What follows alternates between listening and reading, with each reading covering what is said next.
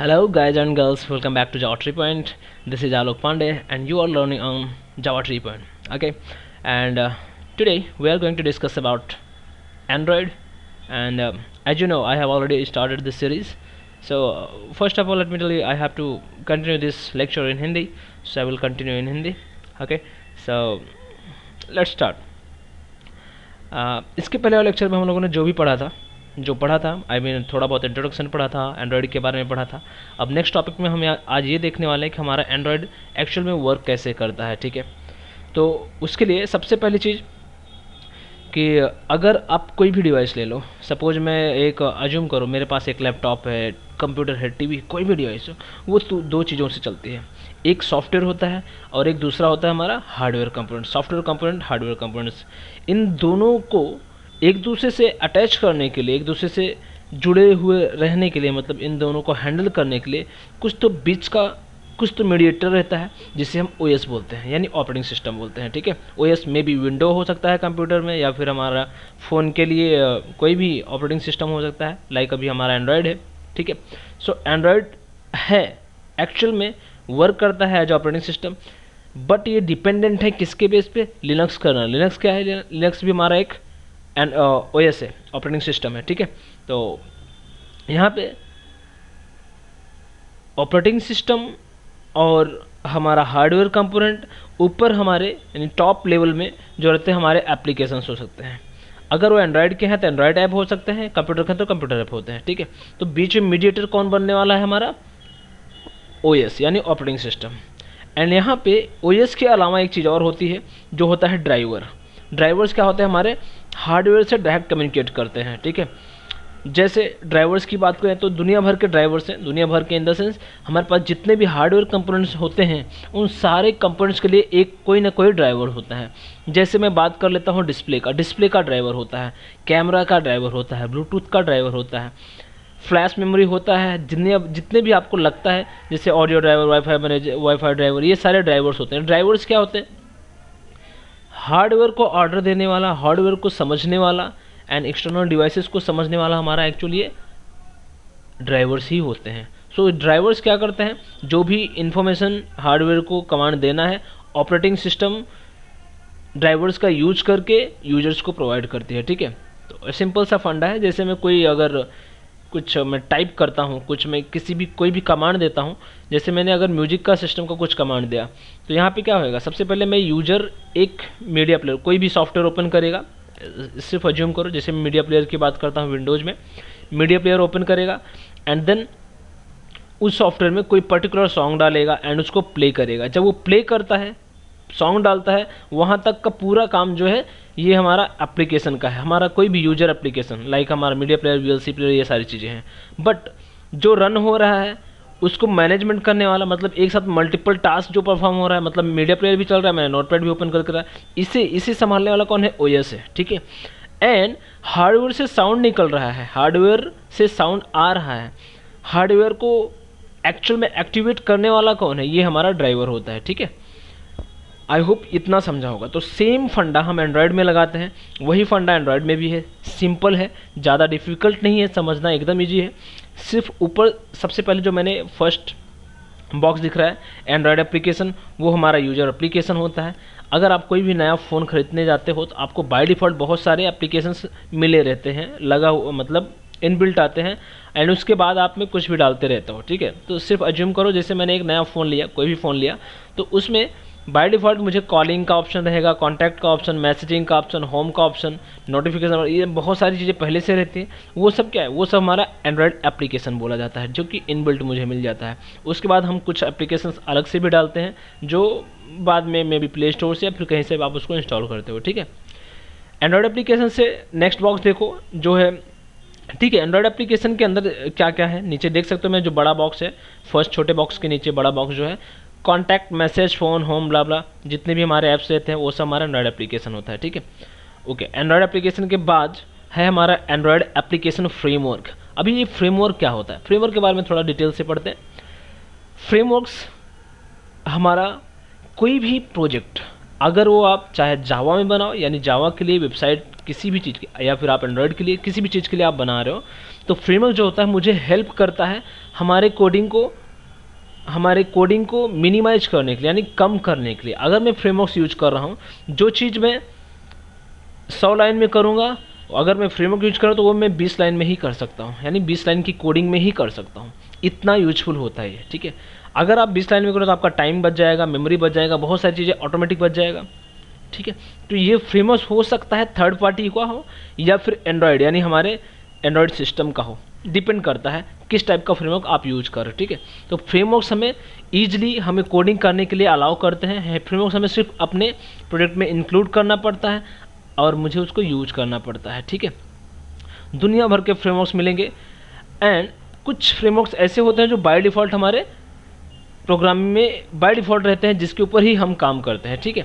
तो एंड्रॉयड एक ऐसा सिस्टम है जो खुद का ना उसका लैंग्वेज है, ना ही तो उसका खुद का ओएस है, ठीक है। बट वो एक सिर्फ प्लेटफॉर्म है, आप ऐसा बोल सकते हो एंड्रॉयड एक प्लेटफॉर्म है, ना वो ऑपरेटिंग सिस्टम है और ना ही वो कोई लैंग्वेज है, ठीक है।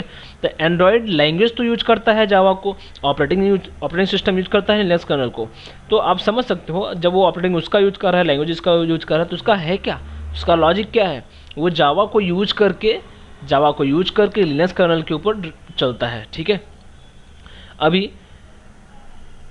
हमारे फ्रेमवर्क के अंदर कुछ मैंने नीचे नाम दिए हैं जो आप देख सकते हो, activity manager, contents provider, view system, resource manager, notification manager, package manager, ये बहुत सारी चीज़ें। एज अ डेवलपर अगर आप देखोगे तो एक्टिविटी मैनेजर एक तरह का हमारा वो क्लास है जिसके अंदर बाकी सारी चीज़ें मैं रखता हूँ। अगर आपको जावा आता है तो स्विंग में जो फ्रेम्स होते हैं हमारे, सेम चीज़ हमारा एक्टिविटी मैनेजर है, एक्टिविटी होती है, एंड उस फ्रेम्स को मैनेज करने वाला एक्टिविटी मैनेजर एक क्लास होता है, ठीक है।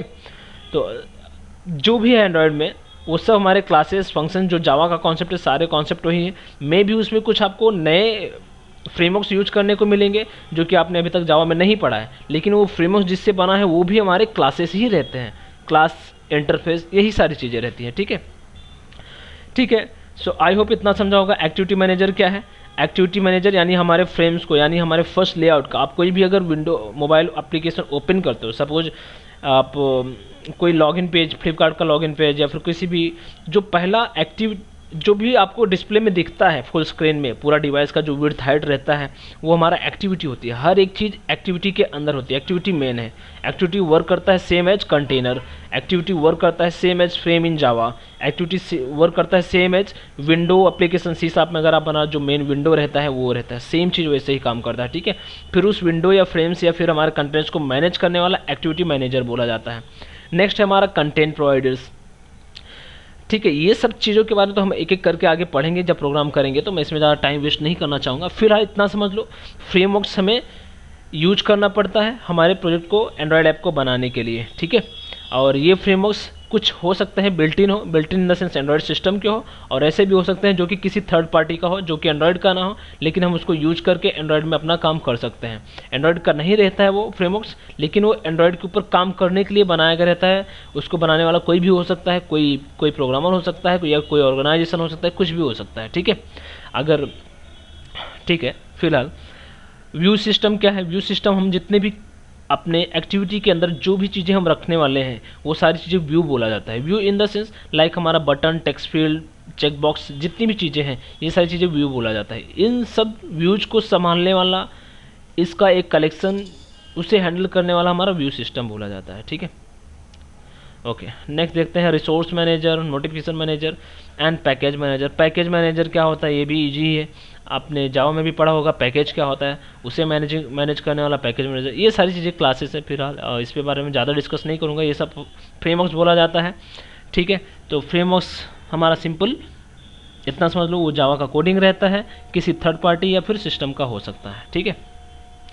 नेक्स्ट देखते हैं, नेक्स्ट स्टेप में क्या है हमारा एंड्रॉयड रन टाइम एनवायरनमेंट। ये इंपॉर्टेंट है, थोड़ा नहीं, बहुत ही इंपॉर्टेंट है। आई होप फ्रेमवर्क समझा, एंड्रॉयड एप्लीकेशन समझा, अब रन टाइम एनवायरनमेंट में चलते हैं। रन टाइम एनवायरनमेंट में देख सकते हो एक लेफ्ट साइड में मैंने लाइब्रेरीज लिखा है जिसे हम बोलते हैं native libraries, and right side में डीवीएम एंड कोर लाइब्रेरीज लिखा है, ठीक है। लेफ्ट साइड से स्टार्ट करते हैं। लाइब्रेरीज होती क्या है? एंड्रॉयड के जो, अगर आप बेनिफिट्स की बात करो तो उसमें बहुत सारी चीज़ें आपको इनबिल्ट मिल जाती हैं, जैसे डेटाबेस कॉन्सेप्ट जो कि हम एसक्यूएल बोलते हैं, एसक्यूएल लाइट जो हम यूज करते हैं। दूसरा OpenGL ES, ये क्या है? Open graphic library. ये जो पार्ट है OpenGL ES, अगर मैं बात करूँ तो ये जो लाइब्रेरीज, नेटिव लाइब्रेरीज की बात करूँ, ये है क्या? थिंक, अगर आप कोई भी लैंग्वेज बना रहे हो, कोई भी लैंग्वेज की बात करो, जैसे जावा हो गया, सी शार्प हो गया, वो किसी न किसी अदर लैंग्वेज से बना रहता है। वो कोई भी लैंग्वेज हो सकता है। जैसे जावा की बात करें तो जावा ना किसी लैंग्वेज से बना है, ऑटोमेटिक तो बना नहीं, मे बी जनरली जहाँ तक मुझे पता है वो भी C++ से बना है, दोनों का कॉम्बिनेशन है। सो यहाँ पे जो नेटिव लाइब्रेरीज होती हैं वो सब किसी अदर लैंग्वेज का पार्ट होता है, किसी अदर लैंग्वेज से बना होता है। ये जावा से नहीं बना है, क्योंकि हमारा एंड्रॉयड जो है जावा यूज करता है, बट जो नेटिव लाइब्रेरीज होती है वो जावा से नहीं बनी होती है। वो लाइब्रेरीज हमारे किसी अदर लैंग्वेज से बनी होती हैं, और वो हमारा बेस लाइब्रेरी होता है जिसके ऊपर ये फ्रेमवर्क्स बनते हैं।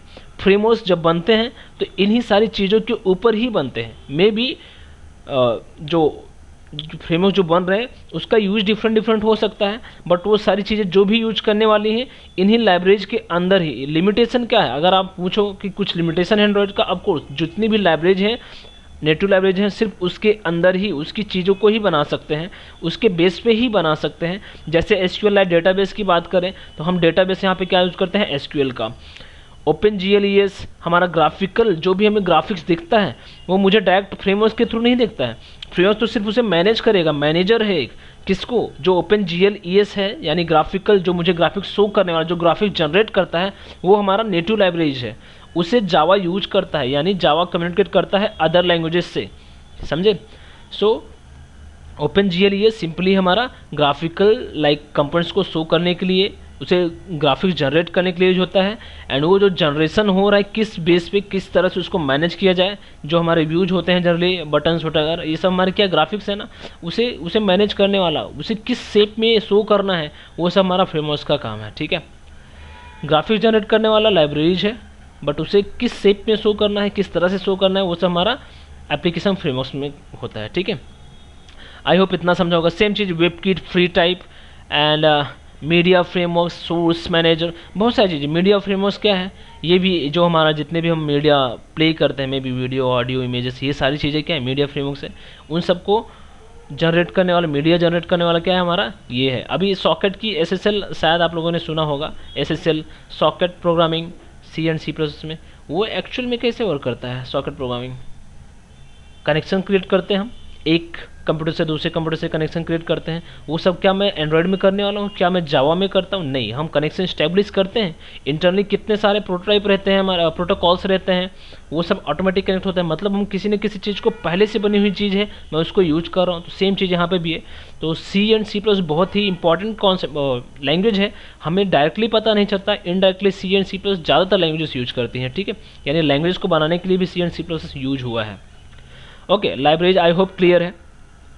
नेक्स्ट पार्ट में चलते हैं। पार्ट में नहीं, मतलब राइट साइड में देखो हमने लिखा है DBM एंड कोर लाइब्रेरीज। ये है क्या? DBM डाल्विक वर्चुअल मशीन इसका फुल फॉर्म है। ये क्या है एक्चुअल में?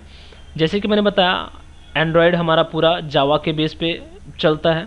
एंड्रॉयड जावा का पार्ट ही समझ लो एक तरह से। एंड जावा हमारा क्या होता है? जावा के अंदर क्या होते हैं? अगर मैं एक जावा का कोई भी फाइल लिख रहा हूँ, उसका दो एक तरह का बोल सकते हैं, दो स्टेप परफॉर्म होता है। फर्स्ट होता है कंपाइलेशन, सेकंड होता है एग्जीक्यूशन। ठीक है, जो कंपाइलेशन होता है उसमें होता क्या है, हमारा जितने भी क्लास फाइल रहेंगे जावा के, उन सब का वो बाइट कोड में कन्वर्ट करता है, बाइट कोड जनरेट करता है। बाइट कोड जनरेट कर दिया तो उसे कोई भी मशीन ईजिली अंडरस्टैंड कर सकती है। ठीक है, तो सेम चीज़ यहाँ पे फंडा है। अगर DBM यूज कर रहे हैं हम, तो मतलब क्या है कि जो हम जावा में JVM यूज करते थे, जावा वर्चुअल मशीन, सेम वही काम करने वाला है DBM, लेकिन इन दोनों में थोड़ा डिफरेंस है। हम JVM क्यों नहीं यूज कर रहे, DBM क्यों यूज कर रहे हैं? कंपाइलेशन हमारा जावा का ही यूज होता है, बट उसे एग्जीक्यूट करने वाला DBM, डाल्विक वर्चुअल मशीन है। ठीक है, यानी JVM नहीं है।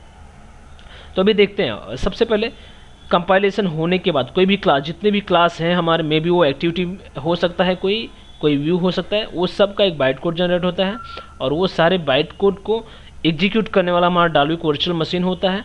डाल्विक वर्चुअल मशीन क्यों यूज करते हैं, JVM क्यों नहीं यूज करते, क्योंकि JVM जो होता है वो विंडोज़ एप्लीकेशन के लिए होता है, विंडोज़ नहीं, आई मीन डेस्कटॉप एप्लीकेशन के लिए।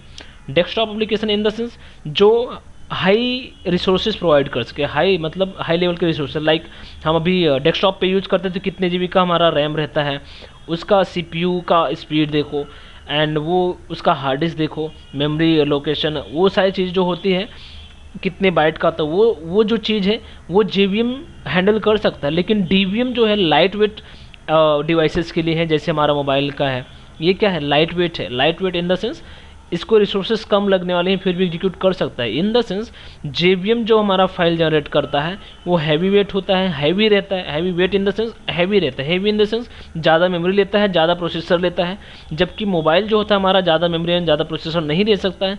तो कुछ तो चाहिए था जो हमारे मेमोरी साइज एंड प्रोसेसर को मिनिमाइज कर सके, मतलब कम कर सके। तो वो डॉल्बी वर्चुअल मशीन क्या करता है, जो भी हमारे एक्स्ट्रा चीज़ें रहते हैं, जो यूजलेस चीज़ें रहती है उसे रिमूव करती है एंड हमारे एप्लीकेशन को लाइट बनाती है। और लाइट इतना अगर इतना लाइट इन द सेंस ऐसा बोल नहीं सकता कितना लाइट, लेकिन जो भी नेसेसरी अननेसेसरी कंपोनेंट्स रहते हैं, चीज़ें रहती हैं, उसे निकाल देती है, या फिर रिपीटेड जो रहती हैं उसको निकाल देती है DVM। तो मतलब उसको एक लाइट वेट एप्लीकेशन बनाती है, ठीक है। एंड DVM में जब एग्जीक्यूट होता है तो मुझे एक DEX फाइल जनरेट करके देता है, डेक्स फाइल, जैसे हमारा EXE फाइल होता है, ऐसे यहाँ पे डॉल्बी वर्चुअल मशीन क्या DEX फाइल जनरेट करके देता है, ठीक है। कोर लाइब्रेरीज, अभी इन सब को एग्जीक्यूट कन्वर्जन करने वाला कौन है, कोर लाइब्रेरीज। DVM भी है तो DVM भी कोई एक सॉफ्टवेयर है जो किसी न किसी लैंग्वेज से बना है, तो वो हो कोर लाइब्रेरीज, वो भी लाइब्रेरीज यूज करता है। DVM भी क्या करेगा, एक लाइब्रेरी यूज करता है जो कोर लाइब्रेरीज बोला जाता है। उसके अंदर बहुत सारे चीज़ें रहती हैं जो हमारे class file, dot class file को, यानी जावा के dot class file, byte code file को कन्वर्ट करता है DEX फाइल में, ठीक है। आई होप इतना क्लियर होगा, ठीक है। अब ये DEX फाइल में कन्वर्ट हो गया है ऐप हमारा, तो वो DEX फाइल से कन्वर्ट होने के बाद फिर ये चीज़ें जो है हमारे जो भी हम जिस चीज़ के लिए हम लोगों ने एप्लीकेशन बनाया है उससे हम वो परफॉर्म करवा सकते हैं using Linux kernel operating system and उसके ड्राइवर्स, ठीक है। ड्राइवर्स हमारे लाइक डिस्प्ले ड्राइवर, अगर मैंने कुछ ऐसी चीज़ें बनाया है जो कैमरा या फिर कुछ ऐसा करने वाला है तो ऐप हमारा क्या करेगा, सिर्फ ऑर्डर देगा, फिर उसे ड्राइवर लिसन करता है, ड्राइवर फिर हार्डवेयर को इंस्ट्रक्शन देता है, ऑर्डर देता है, तो हार्डवेयर वो जनरेट कर देता है, हार्डवेयर हमारा ओपन हो जाता है, हमारा कैमरा ओपन हो जाता है, ठीक है। सो लास्ट लेयर हमारा हार्डवेयर है। हार्डवेयर आपको ऑलरेडी पता है, मुझे ज़्यादा एक्सप्लेन करने की जरूरत नहीं है। ड्राइवर्स भी आपको पता चल गया ड्राइवर्स क्या है, तो एक बार फ्लो देख लो। सबसे पहले हमारा एंड्रॉयड एप्लीकेशन जाइक हमारा कोई भी हो सकता है, like media player, MP3 player, दुनिया भर के एंड्रॉयड एप्लीकेशन फ्रेमवर्क यूज करके हम एंड्रॉयड एप्लीकेशन को बनाते हैं। एंड्रॉयड एप्लीकेशन फ्रेमवर्क यूज करके हम एंड्रॉयड एप्लीकेशन बनाते हैं। एंड्रॉयड रन टाइम एनवायरनमेंट के अंदर जो लाइब्रेरीज है उसके बेस पे ही हम अपना फ्रेमवर्क बना सकते हैं। जो भी लिमिटेशन है लाइब्रेरीज का है, अगर लाइब्रेरीज ऐड होंगी तो हम एक्स्ट्रा चीज़ें भी बना सकते हैं। अभी तो दुनिया भर की लाइब्रेरीज आप यूज कर सकते हो जो कि एंड्रॉयड में अवेलेबल है, वो तो हम देखेंगे वन बाय वन, ठीक है। तो आई होप लाइब्रेरीज भी क्लियर है। एंड DVM हमारा DEX फाइल जनरेट करता है, हमारे ऐप को लाइट वेट बनाता है। एंड ड्राइवर हमारा मैनेज करता है हार्डवेयर को ऑर्डर देता है। हार्डवेयर ड्राइवर हमारा, जैसे अभी मैं किसी कंप्यूटर में कोई USB कनेक्ट करता हूँ तो मुझे एक इन्फॉर्मेशन आता है कि कनेक्टेड एंड ड्राइवर इंस्टॉल या फिर ड्राइवर फाउंड समथिंग, सब क्या है, मतलब वो पर्टिकुलर ड्राइवर ऑलरेडी उस सिस्टम में इंस्टॉल्ड है। वो भी एक टाइप का सॉफ्टवेयर ही है जो आइडेंटिफाई करता है एक्सटर्नल रिसोर्सेज को एंड हमारे जो भी इंटरनल ब्लूटूथ, ऑडियो मैनेजर, लैन कनेक्शन दुनिया भर के रहते हैं, वो सारी चीज़ें, ठीक है। चाहे वो विंडोज, चाहे वो कंप्यूटर हो, लैपटॉप हो या फिर हमारा मोबाइल फ़ोन हो, ठीक है। तो ड्राइवर्स होना कंपल्सरी है। और ड्राइवर्स भी हमारे डायरेक्ट जावा लैंग्वेज में ना बन के मे भी वो C में, C++ में, किस में भी बना हो सकता है। जनरली C या C++ में ही हमारा ड्राइवर्स बना होता है, ठीक है। ठीक है, अब हम बात करते हैं नेक्स्ट टॉपिक पे चलते हैं। यहाँ पे नेक्स्ट है हमारा एक्चुअल में हम अपना एंड्रॉयड एप्लीकेशन किस किस चीज़ों पे बना सकते हैं एंड उसे बनाने के लिए हमारा एक्चुअल में एनवायरनमेंट क्या होना चाहिए। एनवायरनमेंट इन द सेंस क्या रिक्वायर्ड होना चाहिए, किस बेस पे हमारा एग्जीक्यूट होता है, और ये सारी लाइब्रेरी जो मैं बात कर रहा हूँ फ्रेमवर्क्स कौन प्रोवाइड करता है, कौन देता है, क्या चीज़ मैं डाउनलोड करूँ अपने सिस्टम में कि ये सारी लाइब्रेरीज एंड फ्रेमवर्क्स मुझे मिल जाए, उसके बारे में बात कर लेते हैं, ठीक है। जब हमारा शुरू का यानी स्टार्टिंग वर्जन अगर मैं बात करूं तो सबसे पहले हमारा एंड्रॉयड C या C++ या फिर हमारा डॉट नेट या फिर हमारा जावा, 3 ऑप्शन थे हमारे एंड्रॉयड एप्लीकेशन को डेवलप करने के लिए। तीनों में से कोई भी लैंग्वेज में यूज कर सकता था, ठीक है। अगर आप C and C plus plus use कर रहे हो तो आपको NDK नाम का सेटअप इंस्टॉल करना पड़ेगा, उसके बेस पे आप कर पाते हो, जो कि सारी लाइब्रेरीज वगैरह उसके अंदर NDK के अंदर रहती है। जबकि अगर आप डॉट नेट यूज करो तो आपको यूज करना पड़ेगा मोन एंड्रॉयड फ्रेमवर्क। मोन एंड्रॉयड फ्रेमवर्क एक ऐसा फ्रेमवर्क है जो हमारा एंड्रॉयड इन्वायरमेंट जनरेट करता है, जहाँ पे आप कोडिंग कर सकते हो, जो हमें लाइब्रेरीज प्रोवाइड करता है। जबकि अब जो करंट वर्जन है, जो अब हम यूज करते हैं, वो है हमारा जावा, ठीक है। डॉट नेट नहीं, सी नहीं, सी प्लस प्लस नहीं, ओनली जावा। पहले आप यूज कर पाते थे dot net and C plus plus, लेकिन अब आपको सिर्फ जावा में काम करना है। और अगर आप जावा में काम कर रहे हैं तो आपके सिस्टम में SDK होना कंपलसरी है। विदाउट SDK आप कुछ नहीं कर सकते, क्योंकि SDK के अंदर ही बाकी सारी लाइब्रेरीज रहती हैं जिसे हम यूज करते हैं, ठीक है। सॉफ्टवेयर डेवलपमेंट किट बोला जाता है, और ये पार्ट हमारा बहुत इंपॉर्टेंट है। हम आगे के पार्ट में देखेंगे हम कैसे इंस्टॉल करते हैं। एंड आई होप थर्ड, इसके आगे के पार्ट के बाद, यानी 1 2 3 4th लेक्चर से हम लोग कोडिंग स्टार्ट करेंगे। एंड इसके बाद वाले लेक्चर में हम खाली एनवायरनमेंट देखेंगे, इसके सारी फाइल का हायरार्की देखेंगे, कैसे ये होता है एंड्रॉयड का सिस्टम, एंड क्या क्या मुझे क्रिएट करना पड़ेगा। तो मैं जावा SDK की बात करता हूँ, SDK मुझे इंस्टॉल करना पड़ेगा, जो कि एंड्रॉयड के साइड से मिल जाएगा। लेकिन अब शायद SDK ना मिल के आपको सिर्फ एंड्रॉयड स्टूडियो मिलेगा, क्योंकि एंड्रॉयड स्टूडियो यूज करके ही हम कोई भी एप्लीकेशन अब डेवलप करते हैं। लेकिन ऑप्शन आपके पास इसके अलावा भी है, एंड्रॉयड स्टूडियो के अलावा, जो कि इक्लिप्स है, नेटबीन्स है, ठीक है। मैंने नेटबीन्स में भी काम किया है। नेटबीन्स का भी कुछ प्रॉब्लम होता है एंड इक्लिप्स का अपना कुछ अलग प्रॉब्लम है। एंड्रॉयड स्टूडियो का कुछ बेनिफिट है, इसलिए सिर्फ हमारा एंड्रॉयड साइड यानी एंड्रॉयड ऑर्गेनाइजेशन मुझे रिकमेंड करता है एंड्रॉयड स्टूडियो यूज करने के लिए। जैसे अगर मैं नेटबीन्स यूज कर रहा हूँ तो मुझे ड्रैग एंड ड्रॉप का ऑप्शन नहीं मिलेगा, मतलब मैं किसी भी कंपोनेंट्स को ड्रैग एंड ड्रॉप करके यानी उसका लेआउट जनरेट नहीं कर सकता, मुझे सब कुछ कोडिंग में करना पड़ेगा। मैंने किया है ऑलरेडी, मैं दिखा भी दूंगा कैसे करना पड़ता है। एंड सेकेंड, इक्लिप्स में भी आप काम कर सकते हो। इक्लिप्स भी सेम हमारा काम करने वाला है जैसे हमारा एंड्रॉयड स्टूडियो काम करता है। इसमें भी ड्रैग एंड ड्रॉप ऑप्शन, वो सारे फीचर्स हैं जो एंड्रॉयड में हैं, लेकिन इसमें ऐसे बहुत सारे फीचर्स नहीं हैं जो एंड्रॉयड स्टूडियो में है, जो कि मुझे अगर इक्लिप्स में यूज करना है तो मुझे उसको एक्सटर्नली यूज करना पड़ेगा, एक्सटर्नली डाउनलोड करना पड़ेगा, इंक्लूड करना पड़ेगा अपने इन्वायरमेंट के अंदर। जैसे मैं कोई फ्रेमवर्क यूज कर रहा होता हूँ एक्सटर्नल, बहुत सारे फ्रेमवर्क्स हैं जो मुझे अलग से इंक्लूड करना पड़ता है, ठीक है। इसके बारे में तो हम आगे भी देखेंगे। एंड्रॉयड स्टूडियो में आप नेट से डाउनलोड कर सकते हो, कैसे करेंगे मैं दिखाऊंगा। फिलहाल आज के लिए इतना ही, एंड आई होप ये वाला पार्ट आपको अच्छी तरह से समझ में आया होगा एक्चुअल में ये वर्क कैसे करता है, ठीक है। तो मिलते हैं नेक्स्ट लेक्चर में। अगर आपको ये वीडियो पसंद आया हो तो लाइक एंड सब्सक्राइब करना बिल्कुल ना भूलें। और that's it for today, so see you in the next lecture, okay. And हाँ, व्हाट एल्स, अगर आप को जो मैं कोडिंग करूँगा उसका मैं कोडिंग ऑटोमेटिक नहीं, आई मीन मैं ब्लॉगस्पॉट पर भी अपलोड कर दूंगा, एंड आप वहाँ से देख सकते हो। इन कॉपी पेस्ट करके भी आप चेक कर सकते हो, आपको कुछ एरर्स आ रहे हैं आपके कोडिंग, वहाँ से भी चेक कर सकते हो, आप मेरे ब्लॉगस्पॉट से भी चेक कर सकते हो, ठीक है। तो मैं हर एक चीज़ तो नहीं डालने वाला ब्लॉगस्पॉट पे, क्योंकि मुझे लिखना बिल्कुल पसंद नहीं है। सो यहाँ पे देख सकते हो http://java3point.blogspot.in। अभी मैंने न्यू बनाया है तो उसमें ज़्यादा कुछ कंटेंट नहीं है, लेकिन मैं ये जो वीडियो सीरीज बना रहा हूँ ये मैं एक एक करके वहाँ पे अपलोड करूँगा, उसका कंटेंट भी अपलोड करूँगा। जो भी टॉपिक के ऊपर मैं कवर करूँगा उसका कंटेंट मैं वहाँ पे अपलोड करूँगा, तो आप वहाँ से भी डाउनलोड कर सकते हो टेक्स्ट फाइल को, ठीक है। आई होप क्लियर है, ठीक है। सो मिलते हैं नेक्स्ट लेक्चर में, तब तक के लिए एंजॉय करो एंड लर्निंग कंटिन्यू करो।